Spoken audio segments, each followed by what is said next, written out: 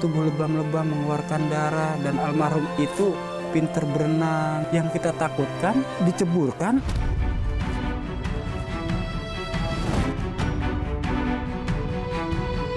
Pas saya udah sampai pinggir tuh, polisi ngomong, gua tembak lu. Kalau SOP sebetulnya pada saat patroli tawuran seperti ini, apakah boleh tapi menggunakan senjata api kalau dalam situasi terdesak misalnya? Kalau untuk SOP, Mbak,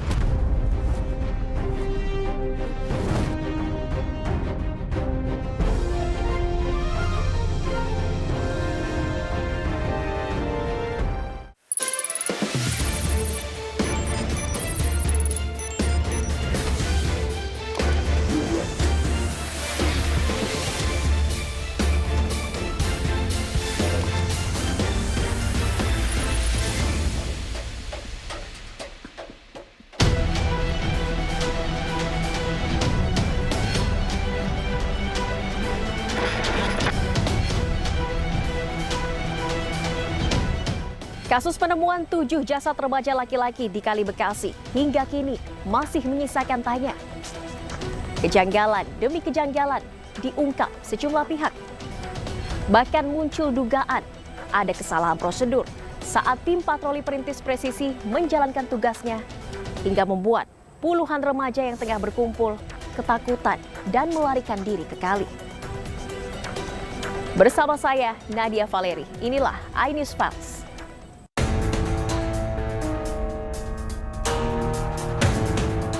Minggu 22 September 2024, warga perumahan Pondok Gede Permai, Jati Asih, Kota Bekasi, Jawa Barat digegerkan dengan penemuan 7 jasad tanpa identitas mengapung di aliran Kali Bekasi. Ketujuh jasad tersebut pertama kali ditemukan mengapung oleh seorang warga yang sedang mencari kucing pada pukul 5.30 pagi. Masih saya hanya lihat dua ya, dua yang karena kenapa saya bisa tahu kayak orang karena kelihatan muka dan tangan, yang lainnya tuh. Kasih itu tetangga saya memastikan turun dia ke kali. Ternyata bener ibu itu layar katanya. Asli dia mau naik. Dia ngeliat lagi 3 yang lagi sedang pada tengkurap. Ada 5. Nah, setelah itu saya pulang, saya gemeteran, saya nggak lihat. Kapolsek Rawalumbu Kompol Sukadi menjelaskan sebelum 7 jasad tersebut ditemukan di aliran Kali Bekasi pada Sabtu dini hari. Pihak kepolisian dari tim presisi Polres Metro Bekasi Kota mendapatkan laporan ada sekelompok remaja yang diduga akan terlibat tawuran. Jadi anak-anak itu kumpulnya di sini, jumlahnya tidak tahu berapa, tapi dari kendaraan yang diamankan ada 30. Tentunya mungkin kalau goncengan bisa jadi 60. Setelah ada presisi datang jam 3 pagi, itu anak-anak tersebut karena mungkin merasa bersalah, ada yang membawa senjata tajam, akhirnya membubarkan diri, mencari penyelamatan diri. Sehingga banyak yang terjun ke kali. Dalam kasus ini sebanyak 22 orang remaja sempat diamankan. Pihak kepolisian juga telah menetapkan 3 orang sebagai tersangka atas tuduhan kepemilikan senjata tajam. Saat tim patroli perintis melaksanakan cek peristiwa ini, telah diamankan 21 bilah senjata tajam. Tadi sudah ditunjukkan oleh Kasat Reskrim Polres Metro Bekasi. Kemudian ada 30 unit sepeda motor di lokasi dan ada 8 buah handphone. 3 dari 22 orang yang diamankan sudah ditetapkan sebagai tersangka oleh penyidik Satreskrim Polres Metro Bekasi dengan dugaan membawa senjata tajam tanpa hak.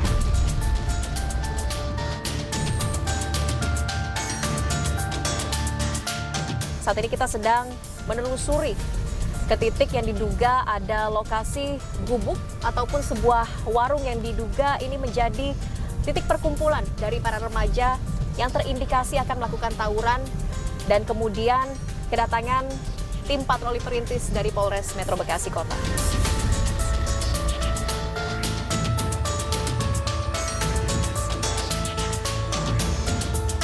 Saat ini saya berada di depan gubuk bekas sebuah warung yang menjadi lokasi titik kumpul puluhan remaja.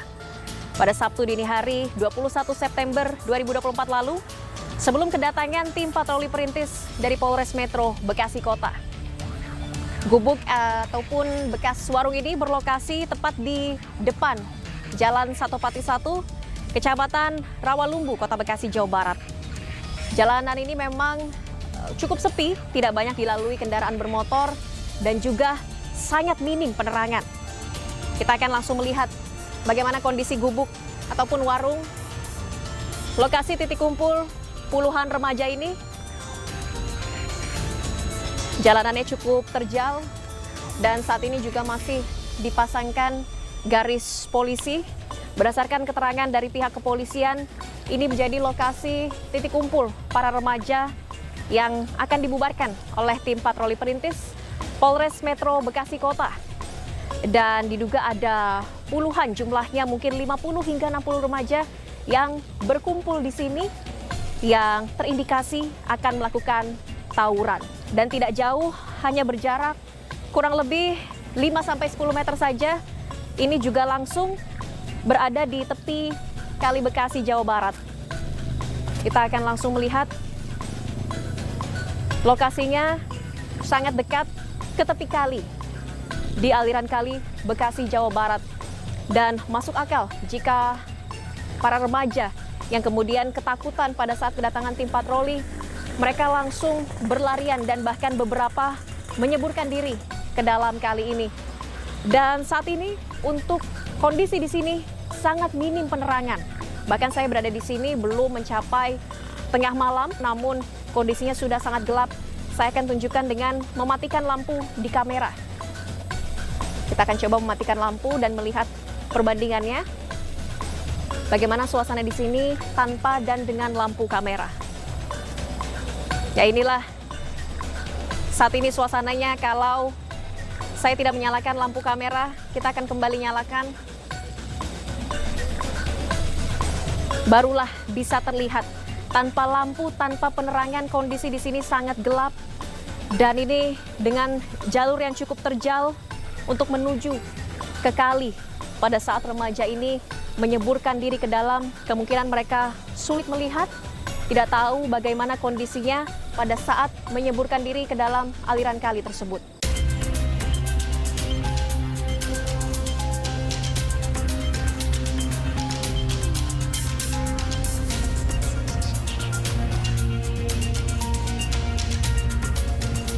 Sementara jasad mereka baru ditemukan 1 kilometer dari titik saya berada saat ini, 1 hari setelah kejaran tim patroli pada Minggu sekitar pukul 7 pagi waktu Indonesia Barat, 22 September 2024.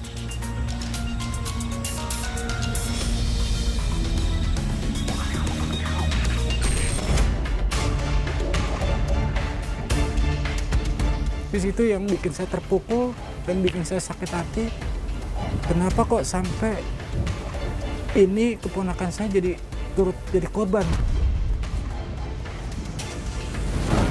Selengkapnya sesaat lagi hanya di iNews Files.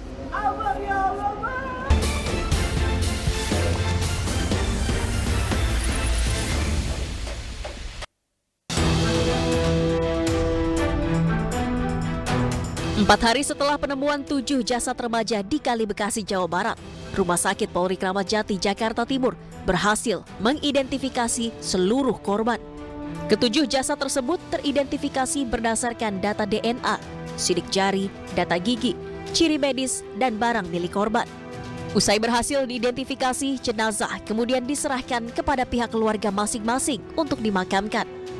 Jerit tangis orang tua korban pecah saat menerima peti berisi jenazah sang anak.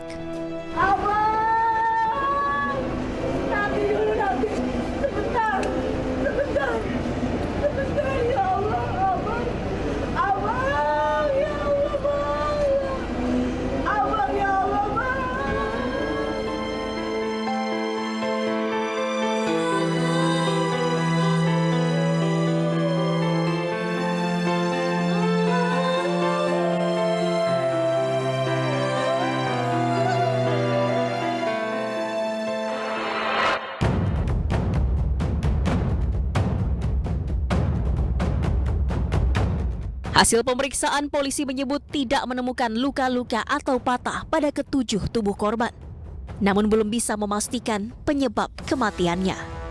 Bahwa dari hasil pemeriksaan tidak ditemukan bukti adanya luka-luka ataupun patah. Sebagaimana yang sudah kami sampaikan sebelumnya bahwa penentuan untuk penyebab kematian masih berproses, ya. Karena ini kan penuh analisa, mengumpulkan bukti-bukti dari semua pemeriksaan, baik pemeriksaan luar, pemeriksaan dalam, laboratorium, dan seterusnya.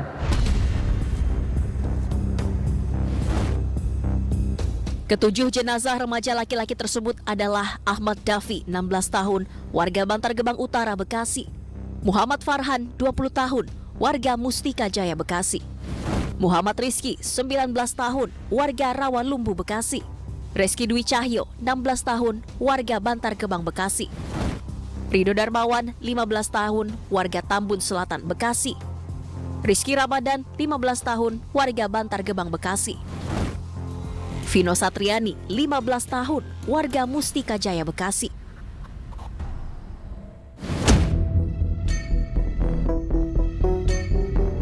Saat ini saya berada di Desa Setia Mekar, Tambun Selatan, Bekasi, Jawa Barat. Saya akan menuju ke rumah salah satu korban tragedi Kali Bekasi, Rido Darmawan.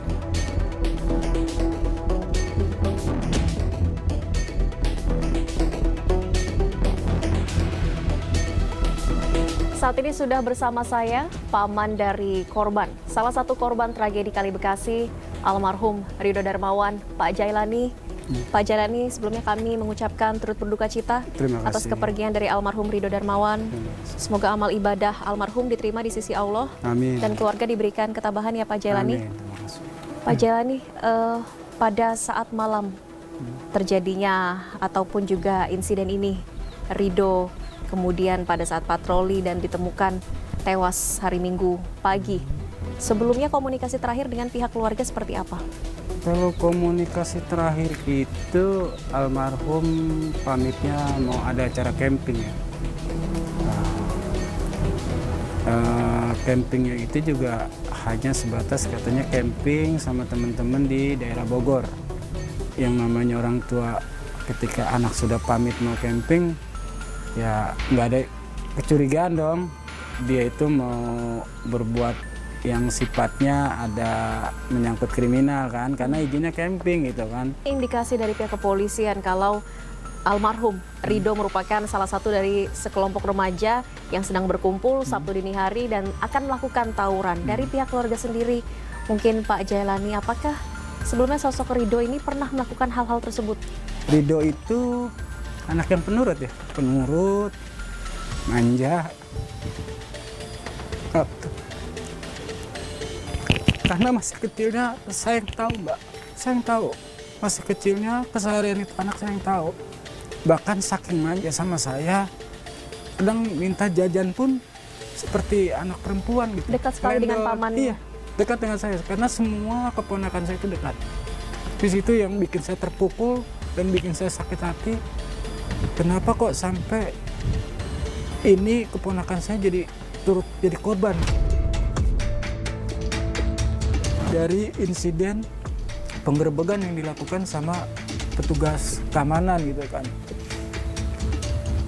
Sejauh ini yang saya sering lihat perkembangan itu keponakan saya, mereka itu bertemannya sama remaja-remaja masjid yang memang saya bina. Jadi saya tahu Rido itu sedikit pun tidak pernah melakukan perbuatan yang melanggar hukum.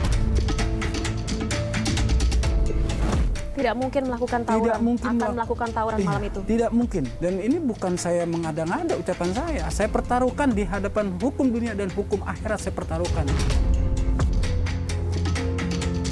Itu keponakan saya seperti itu. Rido memang tidak sekolah ya Pak? Rido sudah putus sekolah sejak kelas 5 SD, karena memang mungkin keterbatasan kemampuan daya pikirnya gitu kan, makanya paling dia sekolahnya sekolah non formal, ngaji gitu. Kalau sekolah formalnya udah putus sejak kelas 5 SD. Kemudian ada dari pihak kepolisian juga menyebut ada ajakan tawuran melalui media sosial menggunakan kode tertentu. Iya. Apakah dari pihak keluarga menemukan bukti-bukti ini mungkin melalui telepon genggam milik Rido ataupun juga dari keterangan saksi-saksi yang selamat dari lokasi? Kalau dari perjalanan almarhum sampai ditemukannya jadi mayat itu atau jadi jenazah itu, proses perjalanannya memang agak sedikit rumit juga nih Mbak. Karena saat itu kan bahasa Ridho mau pamit camping, terus akhirnya dia bertemu sama teman-teman sebayanya, teman-teman mainnya ya. Tiba-tiba ada yang mengecat lewat medsos gitu kan, pengen main berkunjung. Ya namanya anak usia gitu ada teman baru kan welcome aja gitu kan. Siapa yang mengajak lewat media sosial ini? Nah itu tidak dikenal namanya. Pukul berapa ajakan itu? Itu Pak Jailani? sekitar pukul 8 Pukul 8 malam ya. Pada Jumat malam. Pada Jumat malam. Ridho menceritakan ada pesan ajakan itu. Yang membalas itu salah satu temannya Ridho. Ya udah balas aja gitu kan, karena memang HP-nya itu bukan HP Ridho. Tapi Ridho memiliki telepon genggam sendiri? Ridho memiliki telepon genggam sendiri gitu. Ajakan mau berkunjung itu handphonenya salah satu teman almarhum yang juga baru dikenal. Artinya Ridho bepergian dengan teman yang baru dikenal, dan ada ajakan untuk bertemu dengan teman-teman lain yang belum pernah dikenal sebelumnya juga. Iya, dengan bahasa ajakan ada acara ulang tahun salah satu teman mereka gitu. Jadi mereka sendiri tidak ada yang saling kenal. Bahkan mereka pun pada saat datang sampai pergi pun mereka bermasker, menutupi wajah. Teman-teman yang baru dikenal ini? Iya. Semuanya juga masih kelompok usia remaja? Mereka itu panggilan sama almarhum itu termasuk teman-teman almarhum, mereka dipanggil abang-abangan lah gitu. Berarti usianya lebih dewasa ya, usia di atas 19 tahun gitu kan. Nah ketika itu dua orang misterius itu ngajak, yuk ayo udah jalan yuk, udah malam nih. Jam 1 lah mereka berangkat. Jam 1 dengan penunjuk jalan 2 orang yang baru dikenal ini Mbak. Karena mereka memang tidak tahu jalan gitu. Sampai ke lokasi pun mereka ditinggal begitu aja. Orang yang mengajak mereka itu langsung bergabung dengan orang-orang yang sudah ada di gubuk atau warung itu ya. Sampai sekarang keluarga tidak tahu siapa dua sosok teman baru Sampai Ridho sekarang ini? pun kita nggak tahu, bahkan rekan-rekan korban yang selamat pun nggak tahu mereka itu siapa gitu loh. Ada 21 remaja yang diamankan di Polres Metro Bekasi. Apakah dua sosok ini termasuk salah satu di antaranya, Pak Jailani? Kalau itu kita belum tahu pasti Mbak ya. Bahkan kemarin juga kuasa hukum kita sudah datang ke Polres, ke bagian tahati ya, tahanan itu mengecek. Dari ciri-ciri itu kita tidak temukan. Pada saat jenazah Ridho diserahkan, apakah barang-barang yang dibawa termasuk telepon genggam diserahkan kembali ke pihak keluarga? Enggak diserahkan. Sampai sekarang justru kita mempertanyakan handphone almarhum itu di mana posisinya gitu kan. Kalau memang handphone itu bagi polisi untuk penyelidikan atau apa, seharusnya mereka kemarin ketika kuasa hukum kita mempertanyakan kan tinggal jawab gitu Mbak. Karena handphone itu sebagai petunjuk akhir dari kasus ini gitu kan, dari perjalanan Ridho sampai ke TKP kan adanya di handphone. Kita nggak tahu dan handphonenya di mana kita juga nggak tahu. Saya melihat ini ada kelalaian loh, karena kelalaiannya itu menimbulkan 7 nyawa melayang sia-sia. Selengkapnya hanya di iNews Files sesaat lagi.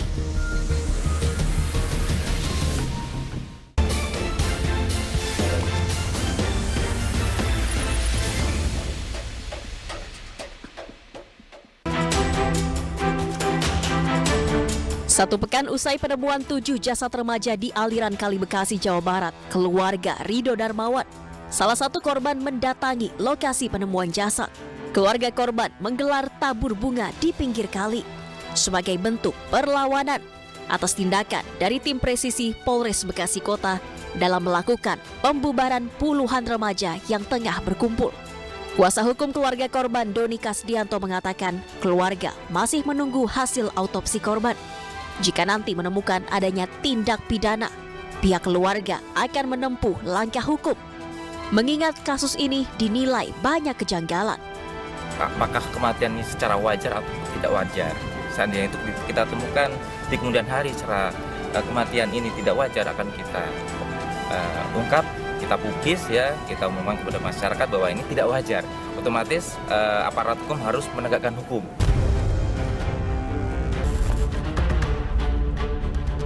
Dari pihak keluarga sendiri pertama kali mengetahui kalau Ridho merupakan salah satu jasad yang ditemukan di Kali Bekasi.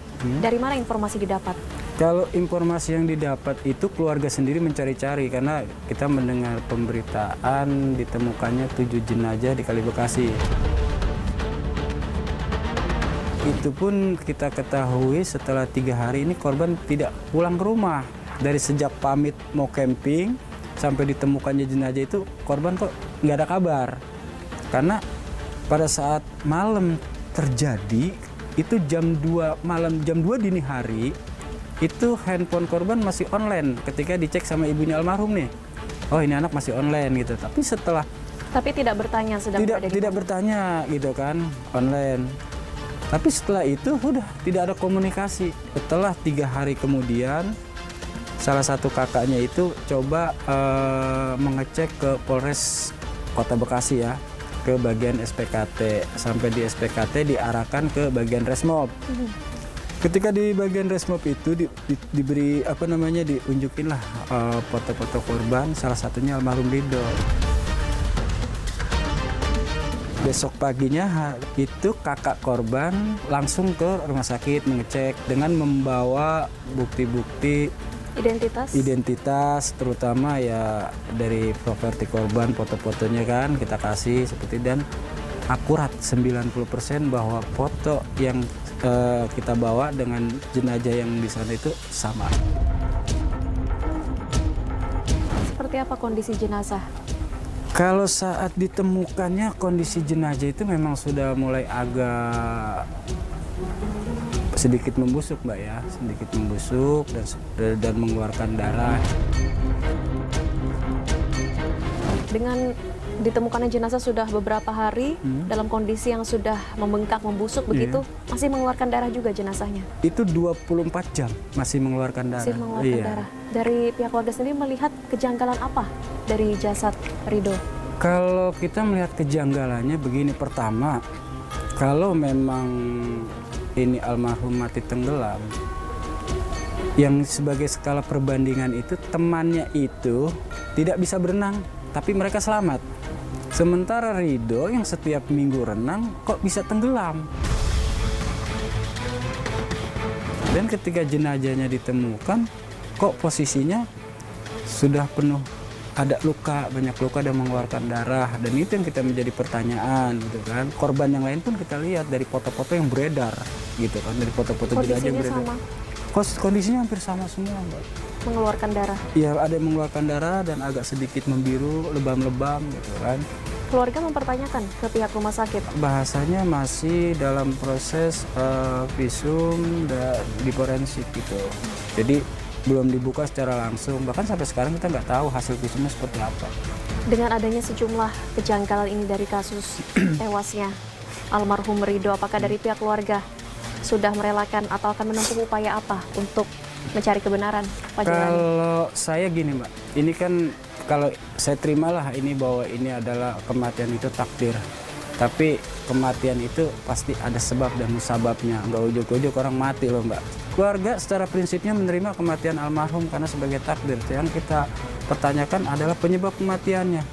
Gitu loh. Nah penyebab kematiannya ini kenapa kita katakan janggal? Ya seperti yang tadi saya sampaikan.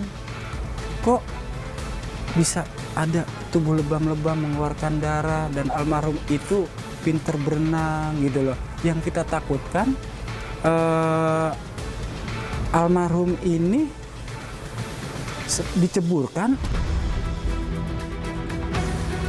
atau menceburkan diri. Makanya itu yang kita tuntut sama polisi, tolong usut tuntas secara transparan. Karena kalau berbicara hukum itu kan harus clean dan clear, bersih dan harus selesai tuntas Mbak.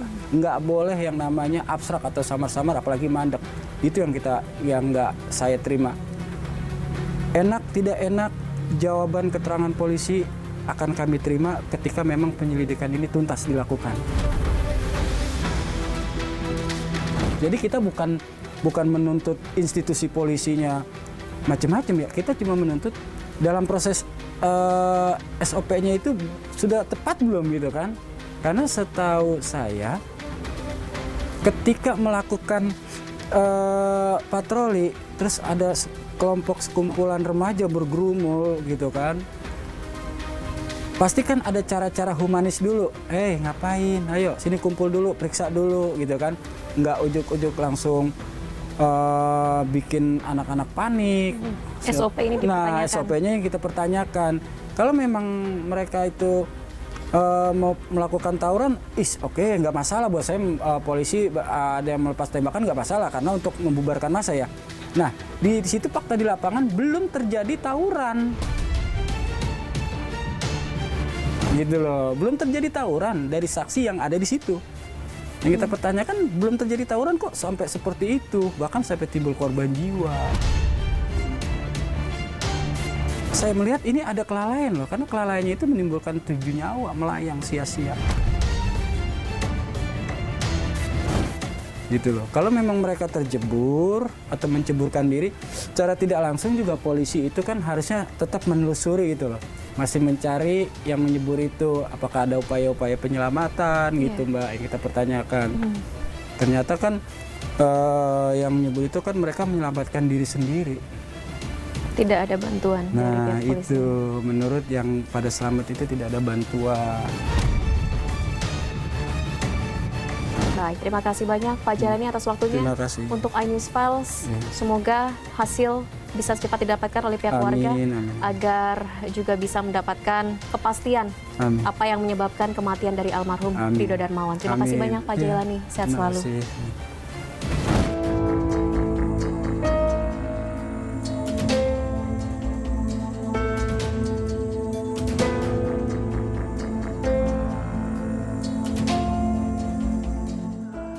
Ada sejumlah kejanggalan dalam kasus tewasnya 7 remaja laki-laki di aliran Kali Bekasi. Yang pertama, ternyata sekelompok remaja yang berkumpul pada 21 September dini hari tidak seluruhnya saling mengenal satu sama lain. Yang kedua, ada perbedaan keterangan terkait dengan tembakan yang dilepaskan oleh tim patroli perintis Polres Metro Bekasi Kota. Kapolres Metro Bekasi Kota, Kombes Dhani Hamdani menyebut ada 2 tembakan yang dilepaskan anggota tim patroli perintis Polres Metro Bekasi Kota. Sementara itu menurut Kapolsek Rawalumbu, Kompol Sukadi, ia membantah keterangan ini dan menyebut suara kencang yang terdengar adalah suara letusan. Meskipun belum dapat dikonfirmasi dari mana asal suara letusan tersebut. Pesta ulang tahun, mereka mengajak berkumpul, dan sebenarnya itu ajakan untuk tawuran. Selengkapnya hanya di iNews Files sesaat lagi.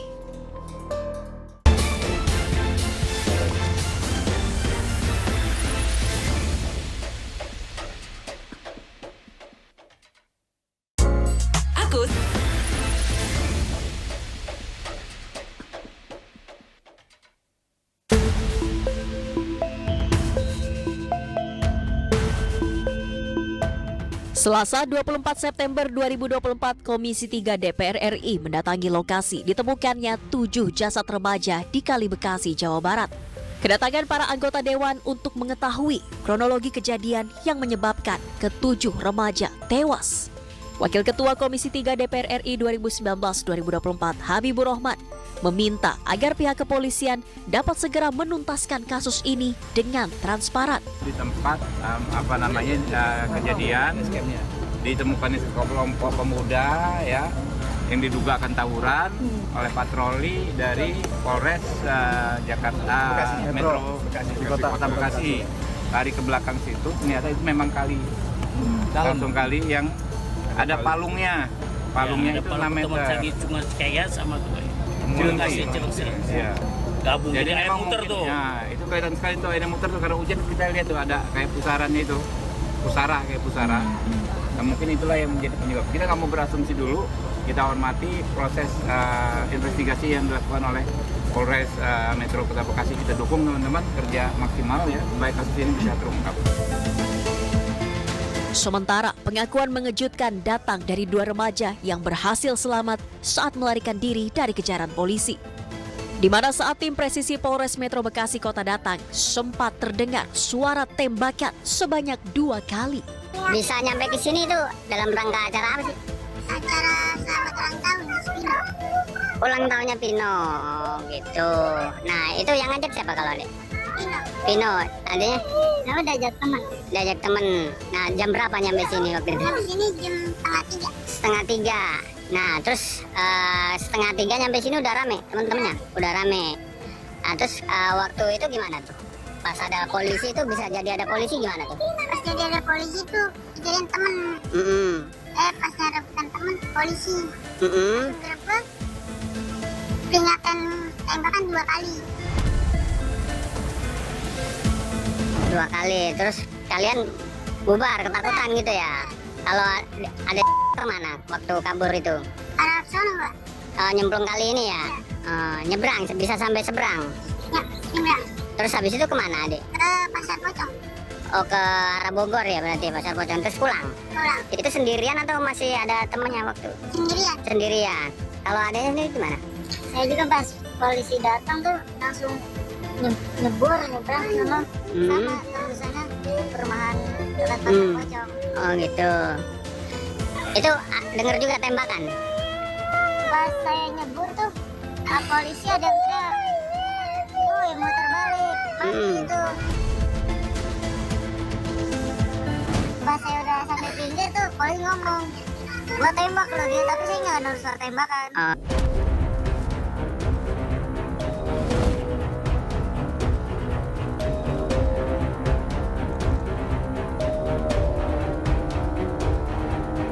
Untuk mengetahui perkembangan kasus penemuan 7 jasad remaja laki-laki di Kali Bekasi, sudah bersama saya, Kasat Reskrim Polres Metro Bekasi Kota, Kompol Audi Joyce Oroh. Pak Audi, 10 hari berlalu sejak penemuan jasad, lebih dari 10 hari.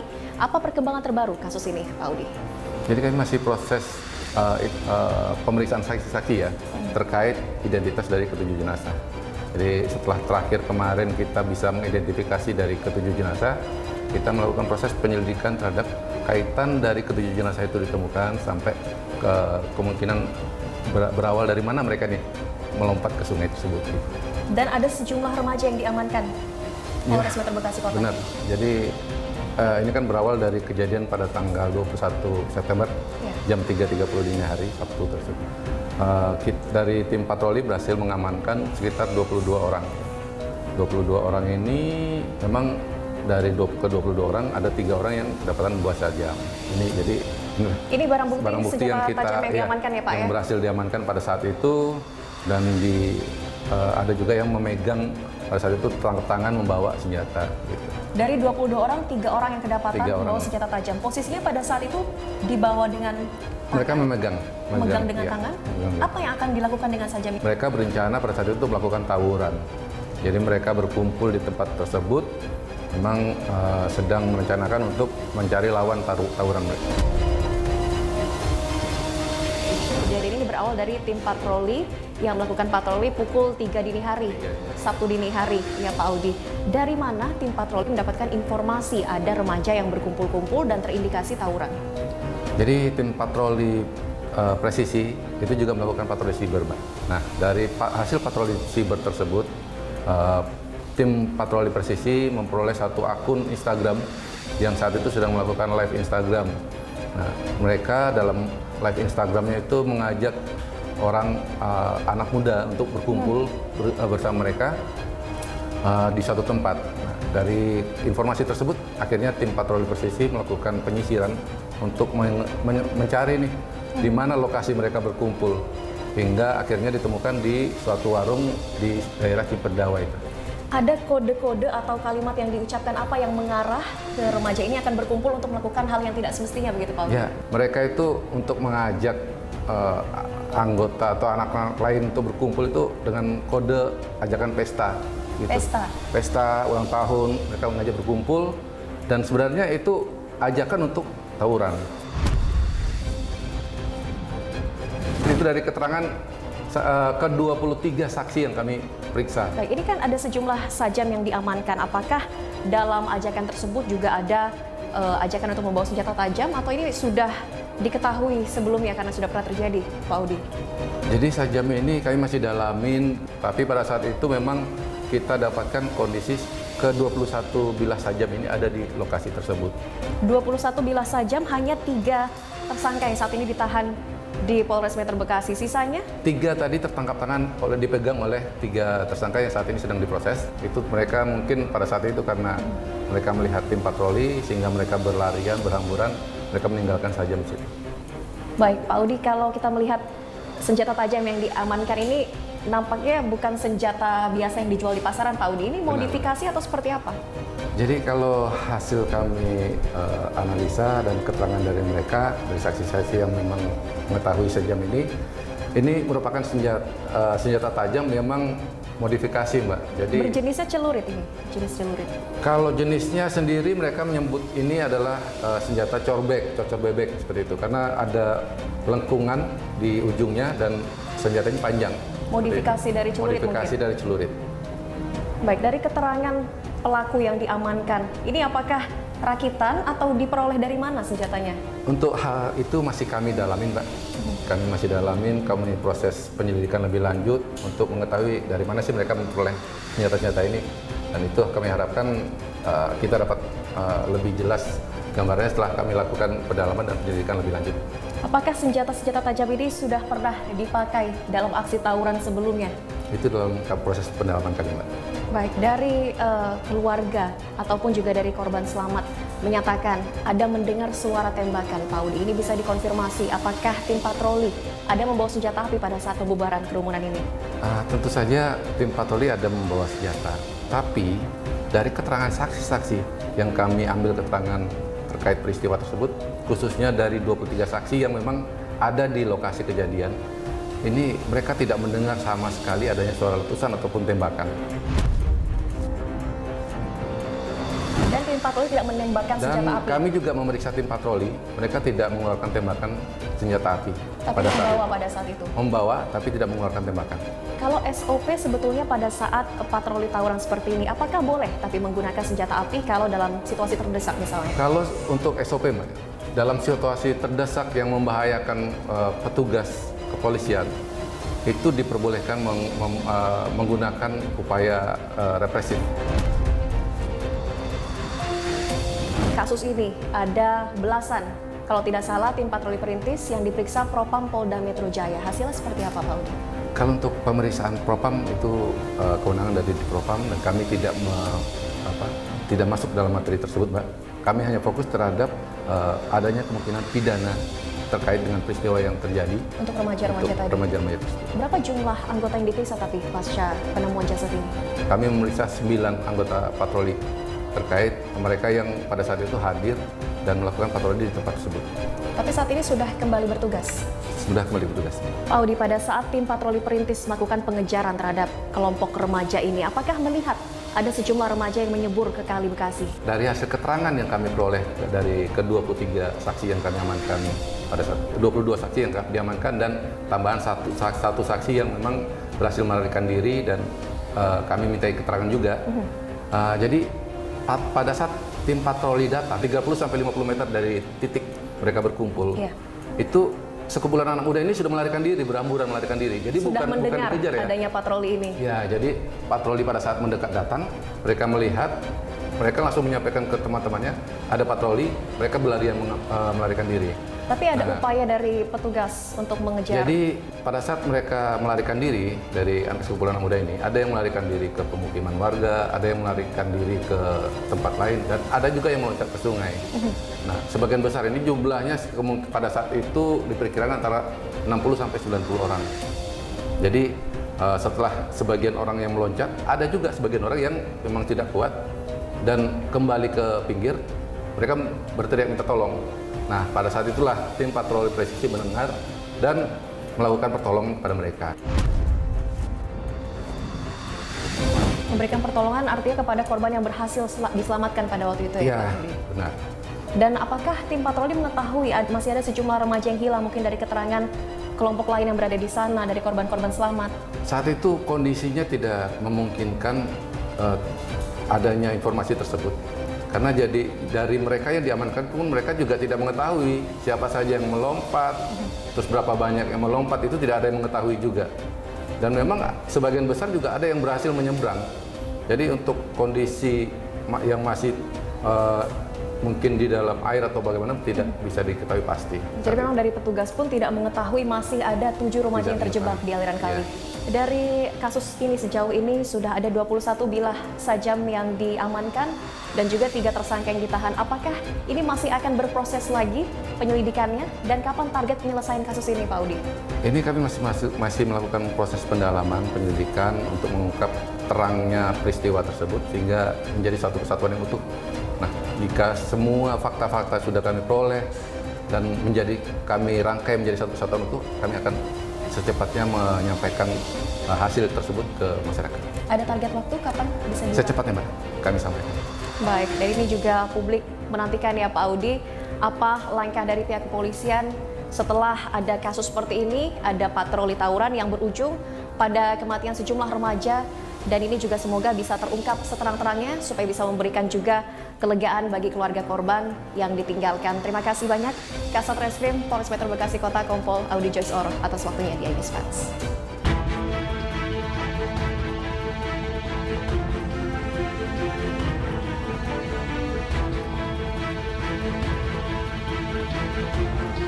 Masyarakat menanti keberanian polisi untuk mengungkap kasus tewasnya 7 remaja laki-laki di aliran Kali Bekasi secara transparan. Apa yang menyebabkan puluhan remaja ini ketakutan hingga menyeburkan diri ke aliran kali? Mengapa acara perayaan ulang tahun tiba-tiba menjadi tawuran? Jadi jangan bilang Anda tidak tahu akan permasalahan ini, karena kami sudah memberitahukannya.